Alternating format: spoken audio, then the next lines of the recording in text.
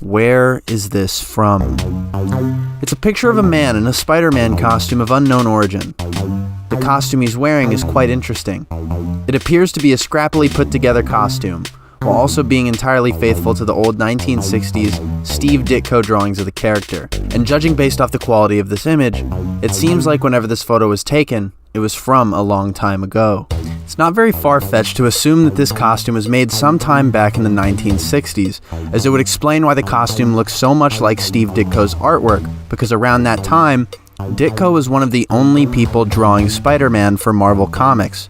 There's nowhere near as much choices in Spider-Man artists like there is today. There's no Bagleys, no John Romita Jr.'s, and if you wanted your JR Sr., you'd have to wait a decade or so. But back to this mysterious costume. After not being so sure who to ask about it, I turned to one of my back alley sources. Nevermind, or Nirvana Mind on Twitter, someone with extensive knowledge and experience with Spider-Man comics. They sent me a link to a Spider-Man fan film that was made in 1969, of course featuring this elusive Spider-Man costume. And now, I will watch the fan film. So it turns out that this movie is about Spider-Man going after this original character, Dr. Lightning, who's a mad scientist who is severely hurt in some sort of accident. He ends up having his henchman kidnap his own daughter, and Spidey chases after him through the mountains. It seems like this area is where that photo that started this whole conquest was taken. After Spider-Man takes out his henchman, Dr. Lightning gets away, but not before Spider-Man puts a spider tracer on him and chases him down once again. Before he swings away, the daughter yells, "Try to remember, he's my father." Yeah, I'll try. Damn, Peter, holy shit. Spider-Man catches up to him, webs up his car, and attempts to pull him up the side of the mountain. But then the doctor fucking kills himself. Holy shit, man, this film goes places, god damn. So then, Spider-Man goes back to the daughter with the most unempathetic response. I got bad news for you. Your father's dead, but you're safe, and so is the world. Jesus. Anyway, I know I've been ragging on this fan film a bit, but I just want to say some nice things about it because, you know, in the end, it's actually a really cool piece of Spider-Man media that I honestly think more people should check out. With as dated as some of the special effects are, they really did as much as they could to make this fan film actually work with its own dated methods. Whenever they need to have Spidey swing around on something, they'll dangle this toy in front of the camera while interspersing close-up shots of Peter swinging from his web line.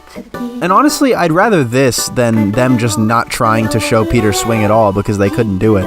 They actually managed to flow between Doll and Peter pretty well in this one sequence. And honestly, if you don't really think about it too much, it's pretty natural. I love how they make Peter's webs work in the film too. This time, they're much more net-like, mostly because it seems like the webbing is made out of actual netting. But I like that. It makes Spider-Man's webbing seem way more low-tech than it actually is, which is kind of refreshing. But let's talk about the thing that got me interested in this phenomenon in the first place. The Spider-Man suit. There's not much we can see too clearly due to the age of this footage, but let's discuss what we can see. The lenses on the mask seem to be made of this white mesh netting, and all the red fabric on the bodysuit and mask seem to be made out of velvet fabric, yet the boots and gloves aren't. It looks like he's wearing webless boots, and gloves with some sort of spider webs drawn on them. It also looks like this costume features some kind of shorts? They're barely noticeable, but I mean, I figured I might as well note them anyway. The logo work on this suit is nice too, with a wide back logo with outstretched arms, and the one on the front is simple and classic. While very clearly primitive in terms of today's cosplay scene, this is a really nice Spider-Man costume, and something I could have definitely imagined the character wearing back in those old Ditko stories. And it has web wings. I swear to God, I'm like the only person on the planet that loves when Spider-Man has these corny-ass web wings. I would kill to have these on a movie suit. And not like Tom Holland's where they come out where he needs to fly. Fuck all that shit. I want them on his costume permanently. It's for aesthetics. It's not for flying or all this dumb bullshit. It's just a design choice. Damn. Anyway, this whole fan film is primitive yet really charming. It feels like this movie fits right in with those old Lee and Ditko books.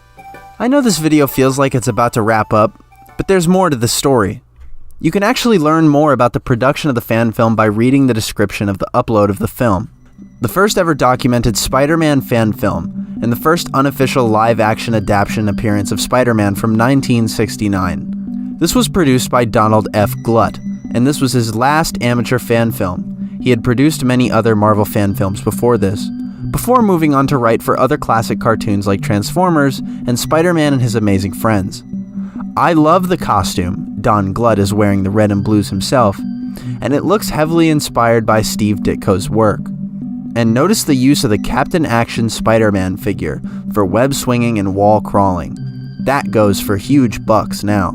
The villain in this fan film, Dr. Lightning, is not a real Marvel character and was created by the guys making the film. There is also another elusive Spidey fan film that's from 1974 entitled Spider-Man vs. Kraven the Hunter by Bruce Cardozo. Unfortunately, this student film won't be found anywhere online because apparently Bruce Cardo is against it.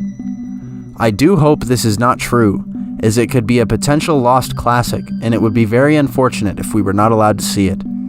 It has been shown at several fan film festivals, however. Here's an image. Unfortunately, the link leads to nothing. But if this elusive Spider-Man vs. Kraven fan film interests you, you can check out a video by All Things Lost on YouTube to continue down the Spider-Man fan film rabbit hole. But that's all from me. Subscribe if you like Spider-Man,